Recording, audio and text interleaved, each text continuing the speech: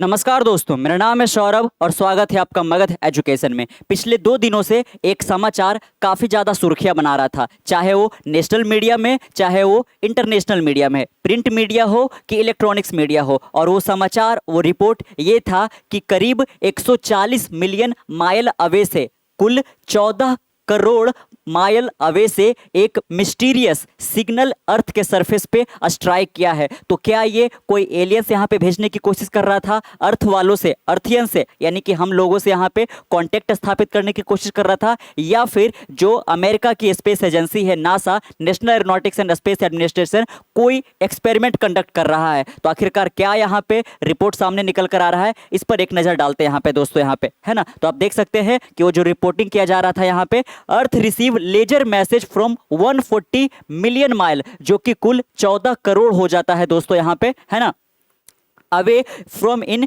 Deep space, है ना, कि डीप स्पेस से एक लेजर मैसेज अर्थ के सरफेस पे रिसीव हो रहा है यहाँ पे, है ना। तो कितना वो मिस्टीरियस है, या फिर वो कह लीजिए कि यहाँ पे साइंटिस्टों के द्वारा, यानी कि जो नासा के साइंटिस्ट है उनके द्वारा किसी तरीके का कोई डीप स्पेस में एक्सपेरिमेंट किया जा रहा है यहाँ पे, है ना। तो चलिए यहाँ पे नासा का क्या कुछ कहना है, लेकिन वो जो मिस्टीरियस सिग्नल जो यहाँ पे आया था दोस्तों, अर्थ के सरफेस पे रिसीव हुआ था, वो कुछ आप देख सकते हैं इस तरीके का, है ना। आपको ये लेजर सिग्नल आपको देख रहा होगा, और यही अर्थ के सरफेस पे स्ट्राइक किया था। इसको लेकर नासा जो है यहाँ पे, है ना, जो कि पूरे विश्व की सबसे उन्नत कह लीजिए कि स्पेस एजेंसी है, इसका इस पर क्या खुलासा यहाँ पर आया है, तो आप देख सकते हैं। Earth has received a mysterious signal from deep space, American space agency NASA has revealed, है ना। नासा ने इस बात को क्या खुलासा किया है कि जो सिग्नल यहाँ पे कह लीजिए कि डीप स्पेस से आया था, which originated approximately 140 million mile away, came from NASA new spacecraft Psyche, है ना। तो नासा दोस्तों अक्टूबर 2023 में साइकी 16 नाम का एक स्पेसक्राफ्ट डीप स्पेस की ओर भेजा था। पर्टिकुलरली वो साइकी नाम के एक एस्ट्रॉइड के पास भेजा था, और वो एस्ट्रॉइड काफी ज्यादा सोलर सिस्टम में रेयर है दोस्तों। वो इस मायने में कि वो एकमात्र ऐसा एस्ट्रॉइड है, या फिर कह लीजिए कि कुछ गिने चुने में आता है, जो कि मेटल रिच है, जिसका पूरा सरफेस यहाँ पे मेटल से बना हुआ है यहाँ पे। और कह लीजिए कि अगर जो उसको हम एक्सप्लोर कर पाते हैं तो हम काफी कुछ यहाँ पे पता कर पाएंगे। और इसके साथ यहाँ पे एक और टेक्नोलॉजी को यहाँ पे कह लीजिए कि एक्सपेरिमेंट किया जा रहा है, जिसके थ्रू, है ना, जो भी हम स्पेस क्राफ्ट डीप स्पेस में भेजते हैं, या फिर कह लीजिए कि, है ना, मंगल पे मिशन के लिए तौर पे भेजते हैं, या फिर चंद्रमा पे भेजते हैं यहाँ पे, तो वहां से जो सिग्नल आता है दोस्तों, वो रेडियो फ्रीक्वेंसी पे वर्क करता है ना। तो हमें जो कम्युनिकेशन करने में थोड़ा वक्त लग जाता है, वहां पे कुछ हो रखा होता है और उसके कुछ देर बाद हमें पता चल पाता है। लेकिन ये जो रेडियो फ्रीक्वेंसी पे कम्युनिकेशन हम करते थे, इसको चेंज करके ऑप्टिकल कम्युनिकेशन पे यहाँ पे एक्सपेरिमेंट चलाया जा रहा है, जो कि काफी ज्यादा फास्ट होता है यहाँ पे, है ना। और वो किसकी मदद से किया जा रहा है, तो ये साइकी 16 स्पेस क्राफ्ट की मदद से किया जा रहा है ना। आप यहाँ पे देख सकते हैं कि in October 2023 NASA launched a space mission sending a spacecraft toward an asteroid named Psyche 16। आप देख सकते हैं कि जो नासा 2023 अक्टूबर में यहाँ पे भेजा था एक स्पेसक्राफ्ट को, है ना, वो कहाँ पे भेजा है, तो साइकी 16, जो कि अभी वहाँ पे पहुँचा नहीं है। ये जो मिशन कंप्लीट होने में करीब 6 वर्षों का वक्त लग जाएगा दोस्तों यहाँ पे। 2023 में भेजा था, तो 2029 में जाकर ये मिशन कंप्लीट होगा, जब ये जो स्पेस क्राफ्ट है साइकी 16, वो कह लीजिए कि यहाँ पे वो जो एस्ट्रॉइड है, जो कि कह लीजिए कि मार्स और यहाँ पे जुपिटर के बीच में जो आपका ये बना हुआ है यहाँ पे एस्ट्रॉइड बेल्ट, उसी में वो मौजूद है, वहां पे पर्टिकुलरली पहुंच पाएगा यहाँ पे। Believe to be primarily composed of metal, a rarity in our solar system. देख सकते हैं कि वो जो है ना साइकी 16 एस्ट्रॉइड है, उसके पास ये जो साइकी नाम का स्पेसक्राफ्ट भेजा जा रहा है, जिसको 6 वर्ष का टोटल वक्त लगेगा, वो प्राइमरली किस चीज से बना हुआ है दोस्तों, तो मेटल से बना हुआ है, जो कि हमारे सौर मंडल में काफी ज्यादा यहाँ पे दुर्लभ है। ऐसा किसी भी प्लैनेट के पास कह लीजिए कि उसका पूरा का पूरा सरफेस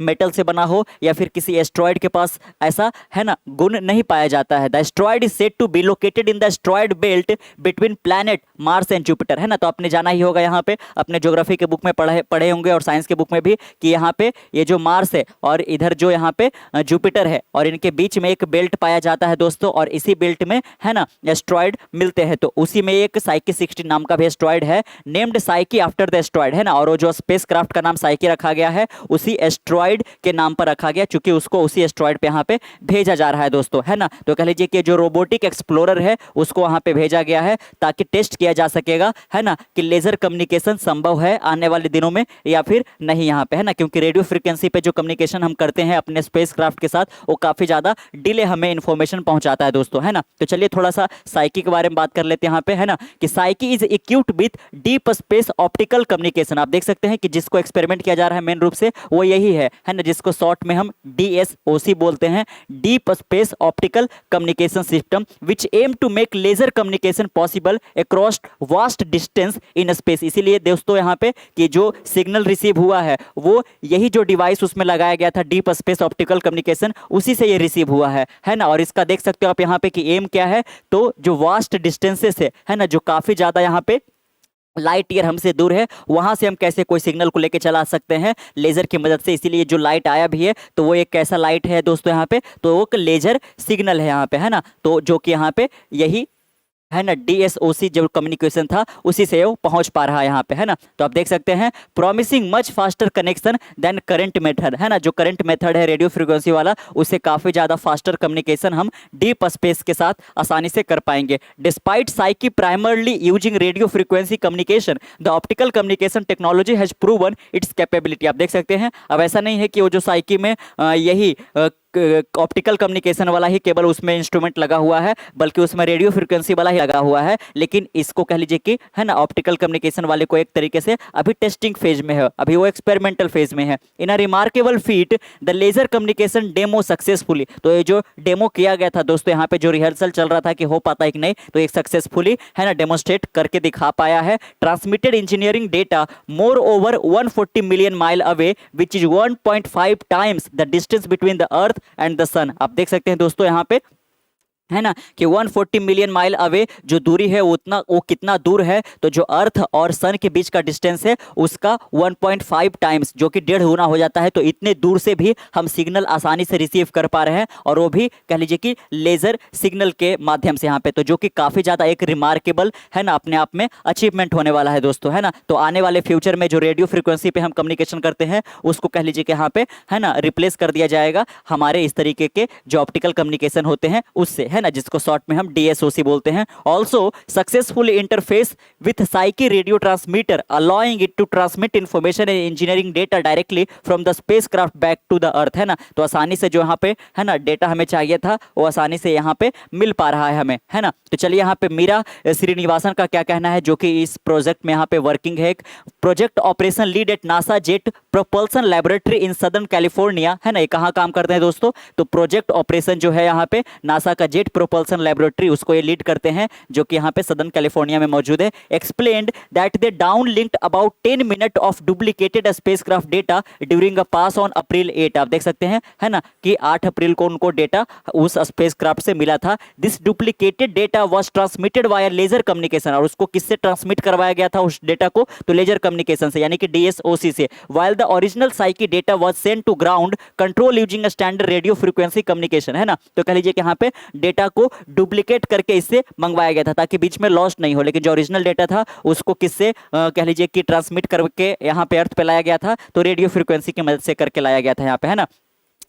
देख सकते हैं channels on NASA Deep Space Network the objective was to access the laser communication could perform as effectively if not better than traditional method, है ना। आप देख सकते हैं कि हमारा ये जो कोशिश है या फिर जो नासा का ये कोशिश है वो इसी को लेकर है कि रेडियो फ्रीक्वेंसी से है ना उन्नत किस्म का कोई ऐसा कह लीजिए कि हमें कम्युनिकेशन है ना एक माध्यम मिल जाए जो कि उससे ज़्यादा फास्टर हमें डेटा आसानी से ट्रांसमिट करके दे सके यहाँ पे। तो इसी पे पूरा काम हो रहा है। तो चलिए आपको है ना एक स्पीड से भी अनुमान लग जाएगा, आप बने रहेगा वीडियो के लास्ट तक। NASA optical communication demonstrator has proven it can transmit test data at a maximum rate of 267 megabyte per second. आप देख सकते हैं कि कितना फास्टर ये स्पीड है, using the flight laser transceiver near infrared downlink laser, है ना। तो जो इंफ्रारेड डाउनलिंक लेजर है उसकी मदद से ये डेटा को 267 मेगाबाइट पर सेकेंड के स्पीड से यहाँ पे भेज पा रहा है, which is similar to broadband internet speed, है ना। वो स्पीड उतना ही है जितना कि आप घर में ब्रॉडबैंड इंटरनेट का है ना कह लीजिए कि स्पीड का आप लुप्त उठा पाते हो। हाउएवर